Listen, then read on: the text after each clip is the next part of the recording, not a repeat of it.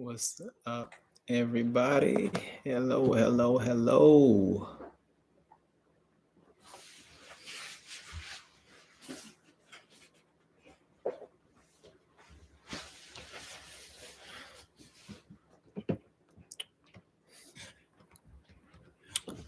What's up, everybody? Welcome to another live stream with Reclaiming Our Identity.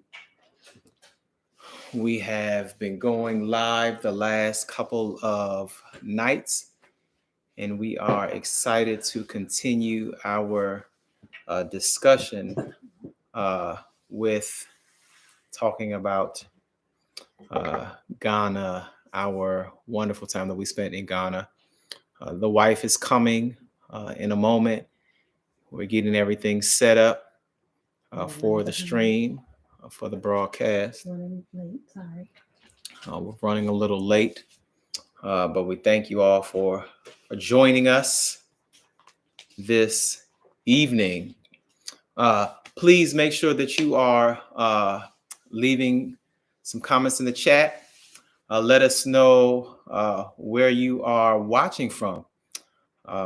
What do you think about our videos? Some things you are interested in us talking about next.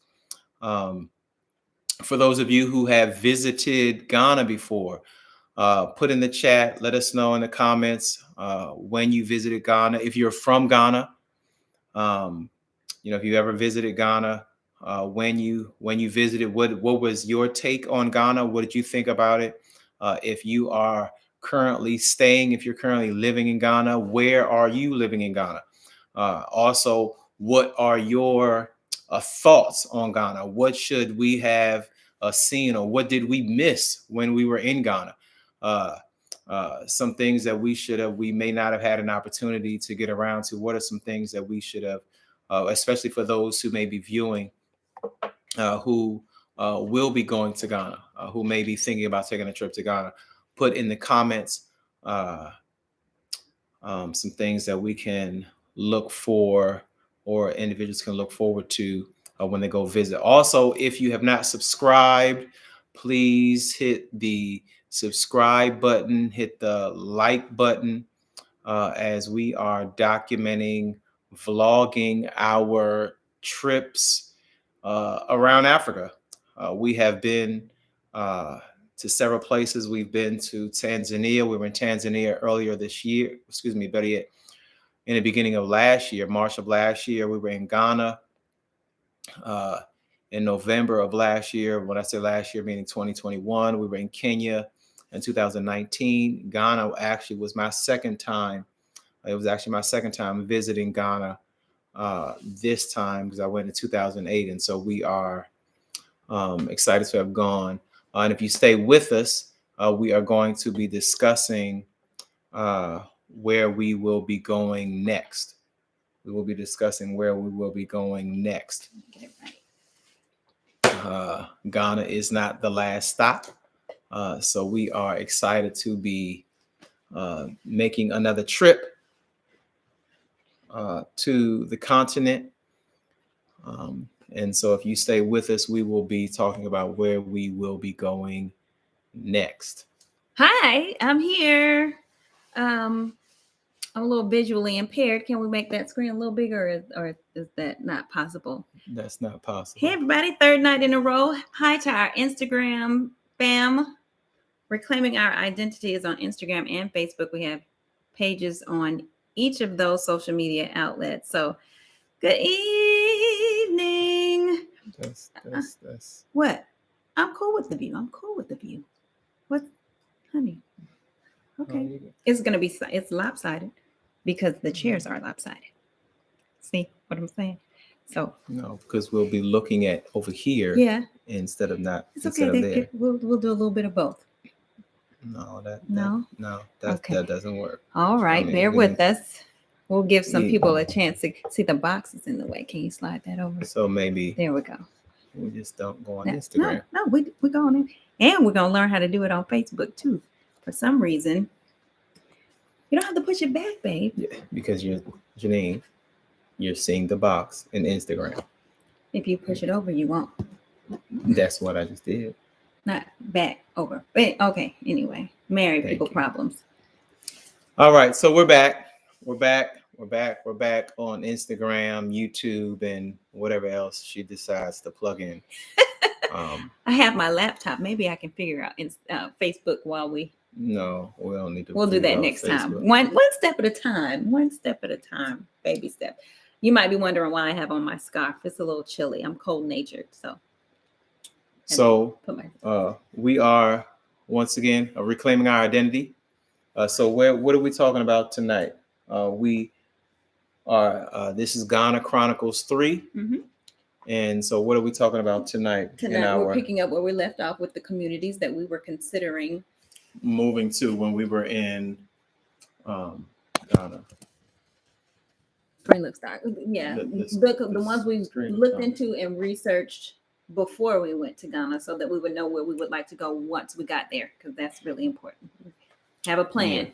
So we had a couple places that we wanted to look at. It was East Legon, Cantonments, Tema. Those were the popular expat communities. Yeah, 3 specific spots that we were looking for. We did not have an opportunity to get to Tema, to go and tour Tema. Unfortunately, we did get to East Legon and Cantonments. Both of those places were beautiful. Cantonments and East Legon, they are as my wife said, those are the areas where expats tend to move to when they move to Ghana. Tend to be a little bit more upscale, a little bit more suburban as well, in Cantonments and East Legon. And so both of those places, if we were to move to Ghana, those would be definitely be one of the 2 places that we would move to. Now, Cantonments, we'd probably lean more towards East Legon. Cantonments is really the high upscale, ritzy, part of town. I don't know that I got that impression completely, because I guess because that's where we were trying to go, as we talked about last night when we walked the evening after we left Tatale, and we decided to walk down from right, but there were no houses where we were. Yes. That's not where the houses were. Okay, yes. So Cantonments, where the houses were like in the area where Kua was. That was Kua, not Akua. No. Kua, right, Keeping Us Authentic is the name of a store where we like to shop, just so they know what. Right, so that's in one of the videos. So Kua was in Cantonments, so that same area. And if you remember those houses in that area, especially when we were going towards, and as well, what's the individual? Michael Odom is from Ghana. Amen. Thank you for watching, Michael. Tell us where in Ghana you are, and he says he's from Ghana. Oh, okay. So I guess he's where. Let us know where in the chat where you are living currently. Now. Where you're currently living now, because I assume you are not in Ghana now. But Cantonments. So for instance, the clothing store that we went to, the really high upscale clothing store, that was Lotte. Yes, that one was in Cantonments as well. So it's a really more upscale area, but it's beautiful. It's beautiful. So we looked up, like I said, we did some research before we left to look at different areas that we thought we might find some comfortable accommodations for our family, and came up with a list. And on the list, Cantonments was the very first one on the list. I don't believe that these are listed in order of preference or what have you, but this website is the title, if you want to Google it, is Neighborhoods in Accra, 5 Most Safe Places to Live. And when it talks about Cantonments, it talks about and let's pause right there, because I wouldn't necessarily, and I want to clarify this. It may say 5 safest places. 5 was the safest place to live. 5 most safe places. I mean, no, we didn't live in Accra, and we didn't go all throughout Accra. But I would not consider, where we were, anywhere we were, and we were not in, Cantonments or any of these places that are on this list, but I would not consider any of those places to be unsafe. Okay. Just so everybody knows. But it said that that area, cantonment, is known for its affluence and diplomatic environment. So it's near the embassies. So a lot of the diplomats live in that area. And it says it's a 15-minute drive from Kotoka International Airport. So it's not far from the airport. And there are lots of single family homes that are detached and semi-detached homes there. The other area that we found out about prior to going was airport residential area. Oh, yeah. And we got to go through a little bit of that. It's also another upscale living area where the upper middle class to upper class individuals live. And it also says that it boasts of the best hotels in Accra. So if you're looking for a hotel, that's where the Marriott, the Best Western Premier Hotel is, Holiday Inn, things of that nature. It's also obviously near the airport. It's called Airport Residential Area. And I was watching a YouTube video from Vanessa Canby, who interviewed a woman whose father was an African diplomat to other countries. One of them was Australia. And her parents left their home to her, and she remodeled it into an Airbnb, which is why she was on Vanessa Canby's show. And she said that that area, airport residential area, used to be, when she was growing up, farmland, cornfields is where she said it used to be. So it's developed a lot. Now it's a mixed use community with shopping and commerce, and a lot of commercial buildings and not just residential. It was actually something that she said she missed about the area, which indicates how quickly the retail residential market is growing in Accra. Another place was East and West Legon. We got to walk around and drive East around Legon. and hang out in East Legon, which is where Afro Afrique is, one of the stores. So if you have an opportunity to go and patronize them, that is in East Legon. Some of the other places, Labone. Oh yeah, Labone. We went to Labone, mostly driving through it. We drove around a little bit with Pastor Amez, but it was kind of dark and it was getting late, so we didn't get to see very much. But it was a quieter. And these places, when we say outside of Accra, are close. They're still inside the Accra. I think it's considered Greater area. Accra. It's I think still that's considered Greater Accra, but it's not in the city center. So, right. So it's not quite as busy and as hectic. So we covered the ones that we were considering, and why, the schools in the area are nice and what have you. So in addition to that, doing our research on the ground, looking at residential communities that we could consider living, we wanted to meet expats if we could. And we talked about our host, Gabriel, and he introduced us to Voltaire Exodus. You can find him on Instagram and Facebook. He is the founder and organizer of an organization called Aquaba 360. And his goal is to create a network of expats from all countries that are coming to Ghana to establish that network of support system. So if you're a physician, if you're an attorney, if you're an engineer, if you're a builder, if you're a nurse, if you're a psychologist, whatever your expertise or skill set is, he wants to create a community where you as an expat can contact the other expat and can support each other and send each other business and what have you. So that, as well as trying to help build the economy and bring awareness to the opportunities that are available in Accra, Ghana, because he was saying that China has a plan for Africa. There's so much yet to be done. And, they have money to invest. And so he said, why not us? Why does not America have a plan for? Well, not specifically America. Why don't we as people of color have a plan?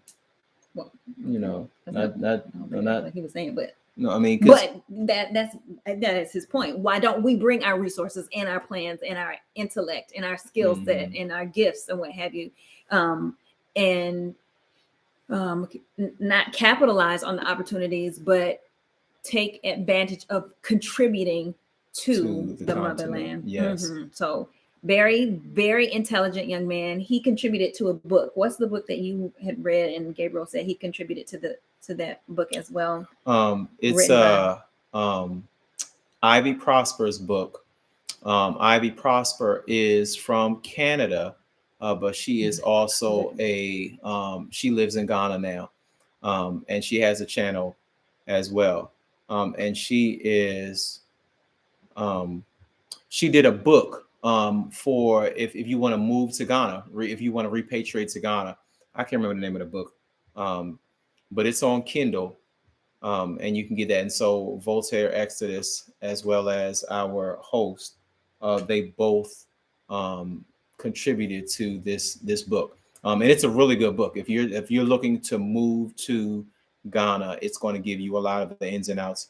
It's called Your Essential Guide on Moving to Ghana, and it has a bonus resource guide. Yes. Your Essential Guide on Moving to Ghana by Ivy Prosper. She also has a YouTube channel if you're interested. Yeah. So really intelligent, real cool dude. I mean, just took his time. Strangers let us come in, offered us something to drink. We sat on the couch and had a really good conversation. You are going to say?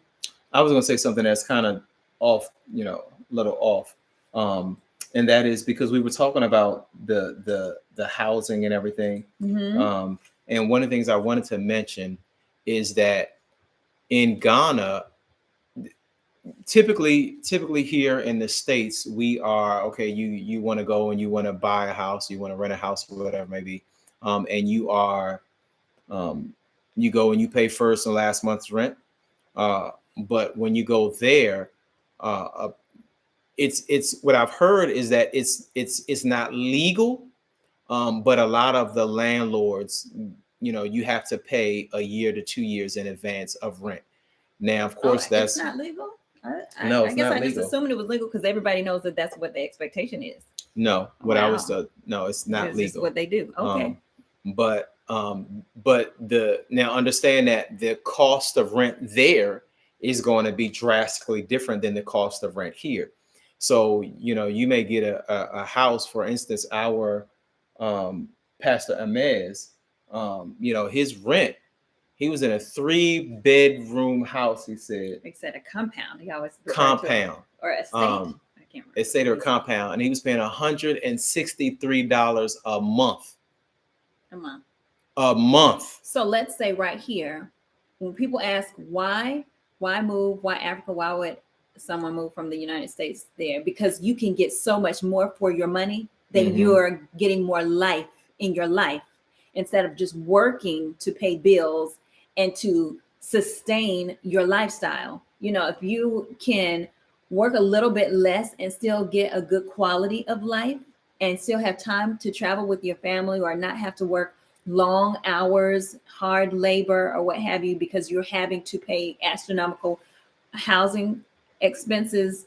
That's one of the reasons. Yeah. With inflation going on everywhere, food costs and everything. So, that's one of the reasons my husband and I were just talking. Why did we start this channel? Why are we even doing this? Because we never grew up thinking that we don't have to be here. We have other options. Nobody ever told us to consider that. No. You think about traveling for leisure. We love and we don't think about traveling for leisure to Africa. No, because it seems so out of reach and it's so expensive. Or there is fear of the unknown, unrest, and and everything the oppressor has taught us from day one since we've been in this country that you don't want to go to Africa and it's all this bad stuff and you're going to get this disease and that disease. They're still in huts and diseases. Exactly. Listen, you have options, and that is exactly what compelled us to start this channel, to let you know that you can think about it. It is possible to have life somewhere else and to thrive and to flourish and to have a vibrant family and to leave a legacy. It's important for us to be able to leave a legacy for our children. We don't have generational wealth in our community here in the U.S. because of the effects of our enslavement. So, while other people are living off of the money that was earned off of our ancestors' backs, who have handed down land and property and businesses that we built, we have very little to show for it. That does not have to be the case. And it really never occurred to us. And I want to say right here as well, I was thinking about our friends Jamal and Ronette. I never even really considered living somewhere else long term until we would talk to them about them possibly going to Korea to teach abroad for a year or what have you. I mean, even when my husband was in school to get his theology degree, when we left to do that in 2003, right, when you were at Southern. No, and that was them. 2006. Oh, that's when we got married. 2006. I was thinking 3 years into our marriage.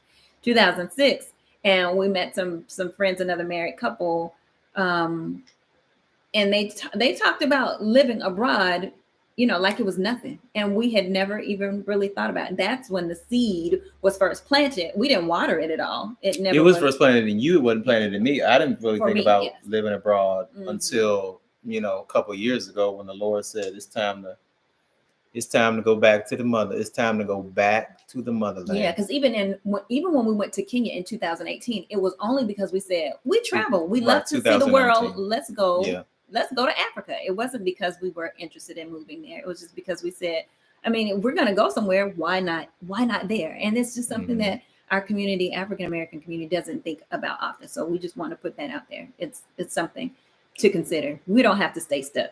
You can go somewhere where your money goes farther and you can still live comfortably. And the thing is, the reality is this. And if you're watching this channel, then you're probably, maybe even considering moving outside of this country, especially if you live here in America. The reality is this country is getting worse and worse and worse. That's it. Right. I mean, that is another show. That's an understatement as well. I mean, it's getting worse. So, I mean, and like my wife said, we have to think about, something other than this, because this is all we've known. And so this is what we're accustomed to. This is what we're used to. And so we don't think outside of the box, when in reality, like you said, the cost of living is a lot lower, and so of course you're not going to make as much, but you won't need as much, and so like you said, I mean, we in this country, we work to pay bills. That's literally what we do. We work to pay bills. You may go on a trip here or there. You may have a couple extra dollars here and there, but the reality is, the reason why you work is so you can sustain your lifestyle, so you can pay your expenses.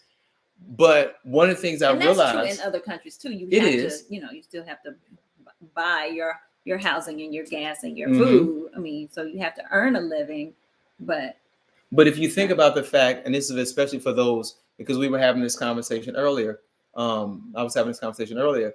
When you think about, there's so much that is being, that with COVID, it's made a lot of us go straight to, a lot of us are starting to do things online. We're starting to do things remote. And so you're able, especially those of you who are graphic designers and do all kinds of jobs that are online, you don't have to stay in America. I mean, you can be a digital nomad. You can be a digital nomad. Whenever you want. Come back whenever you want. And so you're making American money, but you're living abroad. And so just think of how much further your dollar can go. You go to some place like Ghana and you're paying, $600 for a 3-4 bedroom house.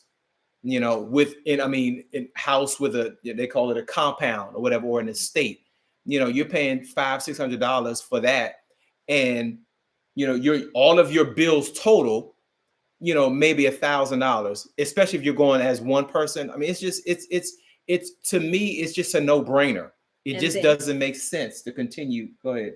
Finish your thought. To continue to deal with this, you have to deal with the physical, the spiritual, the mental burden of being here, when you don't have to, when financially, especially those who are able to do things online, when financially you can take what you're doing online and you can go somewhere else.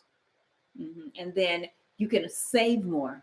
Because like you said, if you're making money from the UK or from China or from the US, you're making money that carries more weight in Africa, you have money left over because your expenses aren't high. So you can save, you can invest, you can put money aside for your children and build generational wealth for them and leave a legacy behind. It's not something that, we tend to be able to do as African Americans. And so And the it's an most option. and the most important thing is peace of mind. I mean, that to me, That's the draw. that's the draw. It's the not having to worry about, every single day I have to deal with the mental anguish of, what's happening to my brothers and sisters in this country. The mental anguish of thinking, okay, you know what? Is now, I'm not saying I think about this every day, but I have a son, and two daughters. I have a wife. Am I going to make it home today? Am I going to make it home tomorrow? Just because I'm black in America, and just little, it's these are things. If you are in this country, then you know that you have to deal with that. And so why continue to deal with it? Greetings from Washington, D.C., Patricia on Onakoya. I hope I didn't mess it up. Amen. Greetings. He's a DC native. Yes, from DC. So, well, Delaware native, but he grew up in DC. Grew up in DC. So, and then Michael told us that he's in Canada currently. In Canada, okay. I just want to see something real quick. I'm sorry. Region. You know how I am. It's way too much hit space up there. Lord have mercy. Like that. Yep, like that. So, anyway, okay. Yeah. So we got to talk about a lot of that with Voltaire Exodus. And it was really enlightening. And one of the big things that we talked about, he entertained our questions, and one of them was, do you feel that the year of return was effective? What was the ripple effect? What were the outcomes? What was the benefit of the year of return? And because like my husband described, all of the hoops that he had to jump through and some of the challenges that we experienced on day one, just trying to get a SIM card registered so that we could get cellular service and data on our phone, did not seem like the doors were thrown wide open to make a red carpet layout and make it easy for us to come into the country and get things done. So that is what prompted the question. And the basic response, not just from him, from other individuals that we spoke to, was that it did not do as much as people expected it to do. But one great thing is that it brought awareness to Ghana. It made people consider it. So hundreds and thousands of African Americans came to Ghana because of the year of return, and they were considering the option of moving there, or just bringing the tourism dollars there. Their economy boomed during that period of time that they ran that promotion, and people have still considered going as a result of that. People every December, in Ghana, it is, it's a big thing. Everybody goes to Ghana. Beyond the return now. Yeah, every December in Ghana, it's, that's when the expats go. Every December, it's a big thing. So it was beneficial to them in that regard. But as far as policy is concerned, as far as moving the needle toward progress and making it easier for you to get a permit, a registration, those kinds of things that are necessities for a full transition and actually getting established there have not improved. So, I feel like that's important to share. Yes. So it's important to share because what we want to do is we want to highlight the good, but we also want to let you know, if you're considering moving, this is what you have to expect. Yeah, we got to keep it real. Yeah. And like I said before, this is nothing against Ghana. Listen, like I said, I loved Ghana. We had a great time in Ghana. Yeah, we did enjoy it. But there are some challenges, and we know that anywhere you go, there are going to be challenges. Absolutely. You gotta be willing to sacrifice some things. Sacrifice some things. And so it's not about expecting things to be better there than they are in America. Because there are going to be problems everywhere you go. It just depends on which problems you want to deal with. And so some of the challenges, as my wife was mentioning, some of the hurdles that we had to jump over just to get into the country, some of the hurdles we had to jump over just to get a SIM card. and some of the other things, it just doesn't seem like, if this is one of the reasons we considered Ghana is because it seemed as if it was more open to expats, friendlier to expats. And I'm not saying that it's not, but it doesn't seem as if the door is open to say, hey, you guys come on in. We are rolling out the red carpet to make it easy for you guys to come, verbally to get citizen, but verbally, right? Logistically, it's not. Right. Yeah. So you got to know that when you are, if you're considering going. Yeah, but the people are, they're welcoming. They want us to come back, all of that. But as far as starting a business, buying land and property, still got to do a whole lot of stuff. Yes. And, you, like we said, you may have to go to one location to do that and bring your work back over here, and they're far apart, or, syncing that up and streamlining that process is something that has not yet been done, that we thought would have been done since 2019. Yeah, but when the year returned. And then and COVID happened. All of it, it's not. It's not having all of it synced, but it's. Not that it had to be synced since 2019, but because there are some logistical things I would expect that they still have to work through because it's still a developing nation. But I'm more concerned about if you want me to come, then you need to make it easy for me to come. So. How is the money exchange on the dollar? So the money exchange on the dollar, it's great. It's at the time that we were there, it was 6.15 CDs to $1. And so you can get a lot with $1 there. We talked in the previous video about how you can. We were catching Ubers for basically the equivalent of $3, and we weren't going across the street. We were taking a nice hike. Food, clothing, all of those things are inexpensive with the American dollar. With the American dollar, if you and the euro, right? Theirs is worth even more.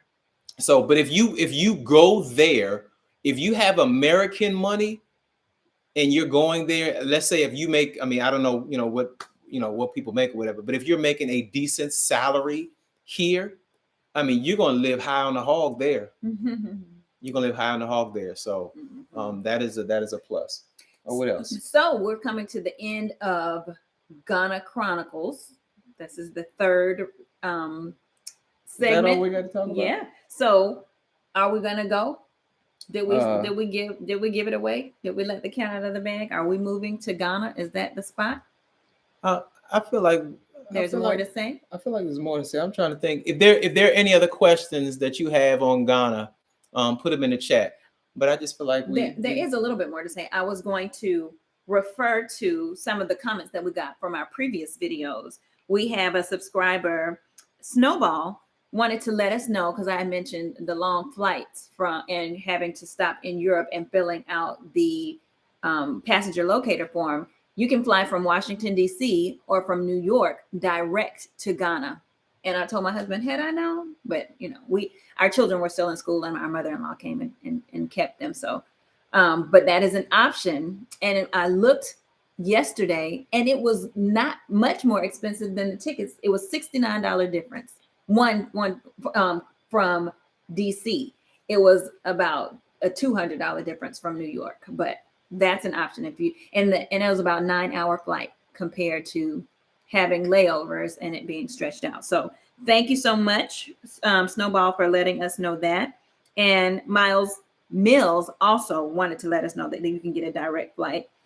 And he said that we mentioned the getting a visa.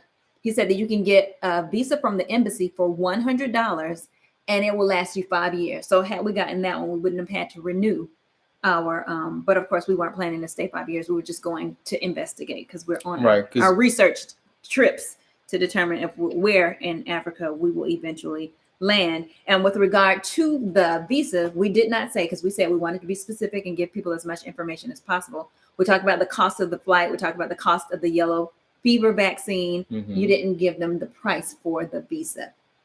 The price for the visa was, I can't remember. I think it was $60. It was $60 for the visa. And then to mail it and have them send it back to you, there was an extra $29 fee. Yeah, that was like a $30 fee. So, I mean, you're paying, I think it's like $90. No, it was 60 plus 60. Each one was 60, and then the $30 fee The for them one-time to $30 fee for mailing. So for it's them to mail it. $60 per Yes, visa. right. So when you're filling Yeah, out be the specific. right $60 per visa, but when you're filling out the form on the embassy website, make sure that you do not pay, especially if you're going with someone else and it's two people going. Let's say like you and your wife or you and your husband. Make sure that you're only paying for one envelope. They don't tell you that you can do that, but he said, Right. I'm going to try this. I hope it works. I hope it Yeah. works. They can just put everything in one envelope. Let me just send this one fee. Yeah. Because and I said, I hope yeah, so too. just pay one Because if time. they send one back, I hope it's mine. Yeah, but it worked out.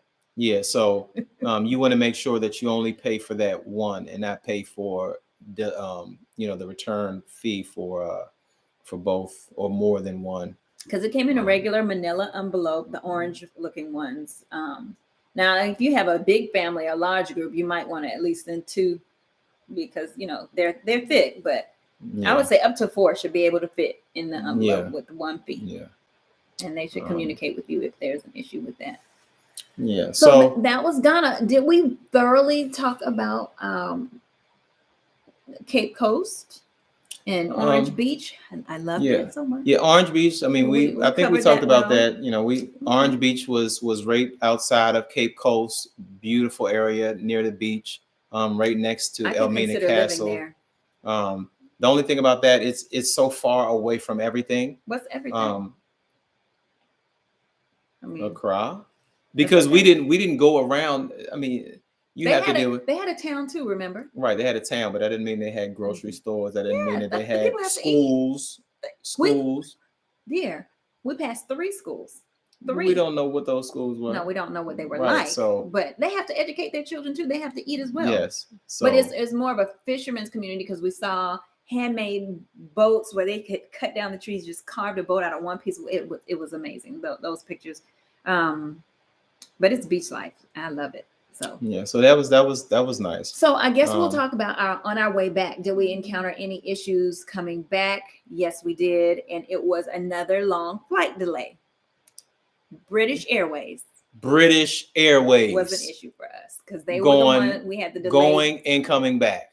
Yeah, the flight got to London early, too late from Accra, so that for they could to deplane and clean it and go through the COVID cleaning procedures so that we could get board and fly to Accra. And then even when we were leaving, we sat in the airport at Accra for at least an hour. At least it might have been another. Oh no, it was a long way. Even longer. It was about 2 hours. Mm-hmm. It was about 2 hours for each one because it was late coming from London. Yes, British Airways. So if you fly British, well, right now everybody's canceled and all the planes. The winter weather. But if you're flying British Airways, just beware that it's possible you may encounter a delay. Mm-hmm. Yeah. Patricia said, "Oh dear, I hope not to miss your next video. Make sure that you like this video because it lets YouTube know that this content is valuable, that somebody's interested in it, and that that you like it and people want to hear it and know what we're talking about. And if you subscribe, of course, you can always know when we're going to be on here. Notifications will just send you a ding and let you know when our next video will be on. So you can just click on the thumbs up, that'll give us a like, and then there is a subscribe button. You can click on that as well. And the bell is for notifications, and it'll let you know anytime we go live or anytime we post a video. That'll go into your notifications, and it'll send you a message that we have uploaded a new video or that we are currently going live. And so we are going to the next one, and I might do it by myself. I thought that it might be helpful to give people some tips on the kinds of souvenirs and items to buy, that won't be cumbersome or expensive to bring through customs. And whenever you go somewhere, as far as Africa from the US, people kind of expect you to bring something back depending on who they are. And we have several pieces of art that we have gotten over our travels from Kenya and Tanzania and Ghana, some wooden bowls and a salt and pepper shaker. So I'll do a live video and I'll show you some of the things that we have taken that are easy to pack, like the pictures are on canvas. You can just roll them and easily put them in your luggage. and some clothing items. I mean, I love their clothes. I wanted to get so many of their summer clothes, but we're coming back to a cold winter, so it wasn't very practical. But I know next time we go back, I'm not taking as much, and I think I did pretty well. I didn't take a whole lot, but I'm not going to take as much. I'm probably take just my necessities, my underwear and some shoes, and get more summer dresses and nice dresses because I love the colorful, vibrant fabric and prints. Yeah. So the best thing to do, what we did is to bring extra luggage. Empty And so luggage. empty luggage. So, depending on where you fly, whatever, how you fly, whatever, you get like 2 check bags or 1 check bag Per passenger. 1 check bag per passenger, and 1 carry on. And so what we did is we put all of our stuff into, I think it was the 2 check bags, and then we kept a nice size carry on that we packed in one of the check bags. This is one that we can fold up, and so that way when we came back we had enough space to put a lot of clothes and souvenirs and things in there. Shout out to One Nation Under Black. Hello again from Atlanta. Atlanta's in the house. Yes. In fact, we're going to be going to Atlanta this weekend to celebrate my mother's birthday. And I reached out to my sisters because we're a very, very close-knit family. We're extremely close. And they have their opinions about our plans to move to Africa. So I would like to go live with them so that you can hear their questions, their thoughts, their concerns about us planning to move to Africa. So hopefully we'll have a live conversation with my family in Atlanta this weekend. We'll let you know. It should be very interesting. I have some extremely opinionated, intelligent sisters and my parents. I don't know. Where are you moving? Where are you moving to? One Nation Under Black. Hello, Leonie Redwood from Canada. Hello, Leonie. Thanks for viewing. Yes. Yes. So One Nation Under Black is moving in February. You're moving next month. Where are you gonna go? Man, Elmina. Wow. See, that's where we need to go, honey. You have to tell us about that. Put something in the comments. Man. Tell us what made you choose Elmina instead of Central Accra, or more a busier. Yes. Area. Wow. That's exciting. Are you going alone with the family? We're getting all in your business. Come on, we're all one big family. Yes, Accra's too busy for me. Yes. That's how we felt. Yes. Awesome, man. Yeah. Moving there from where? From Atlanta. Oh, yeah. Hello again from Atlanta. We remember the best on our special day from Patricia. Yeah. Thank you, Patricia. That's my mom's name. I will tell her that you said it. That's her name. That is her name. Your daughter as well. Man, awesome. That is awesome.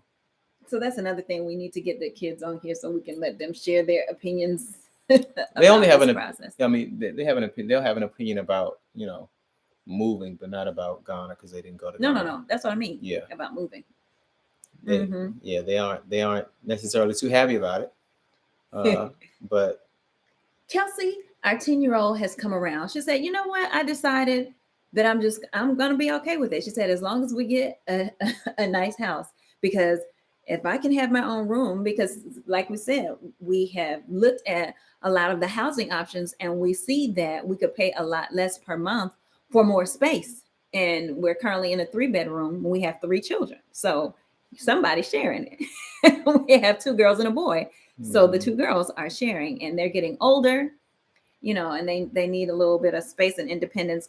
You know what? No, they don't need it because they're families that everybody lives in the same room, but they don't pay no bills. They don't pay no bills. I'll say that they would like it. So when you pay bills, you can decide what you need. Entitled children. Yeah, I tell them you that teaches you how to get along, compromise, work things out.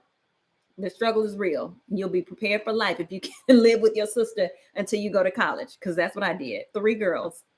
So we had to work it out. I think that's it for now. That's the end of the Ghana Chronicles. Any more questions? To answer the question, are we going to go to Ghana? Oh, her daughter's 28.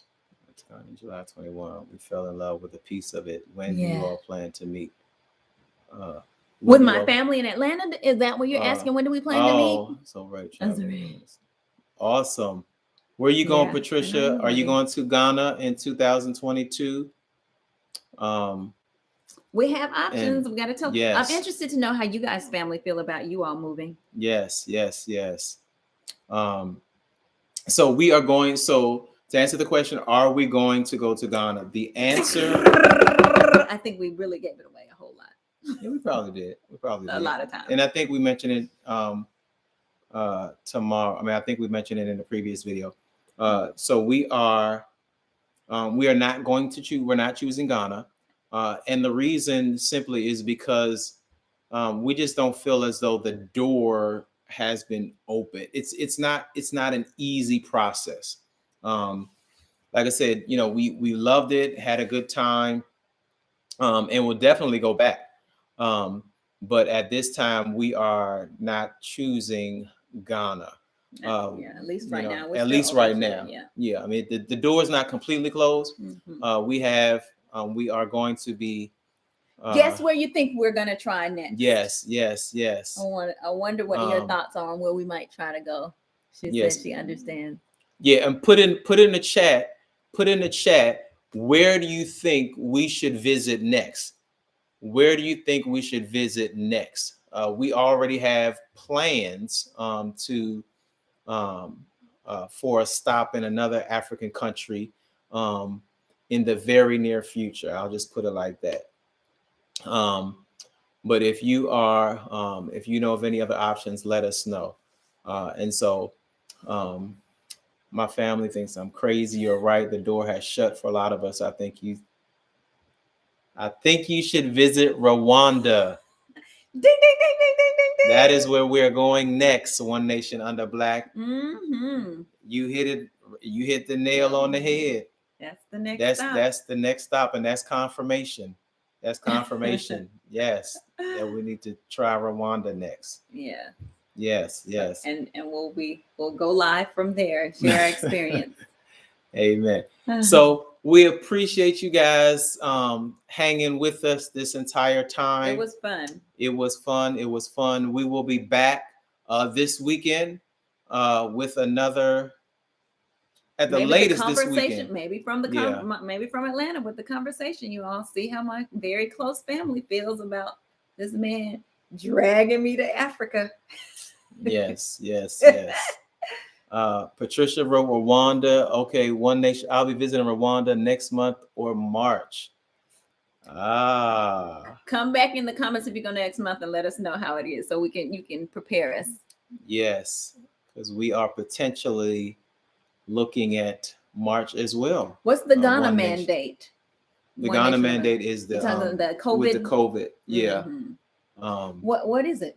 It's that you have to have quarantine. You have to have a COVID vaccine to come into the country. To come into the country. Yeah. So, but we appreciate you guys staying with us this whole time. Yeah. We will be back live in a couple of days. Yes. Make sure you like and subscribe and share. Like and subscribe, share, do all of those things. And you all have a wonderful evening. And we look forward to seeing you, or you guys seeing us, in the next video. Next time. Take care.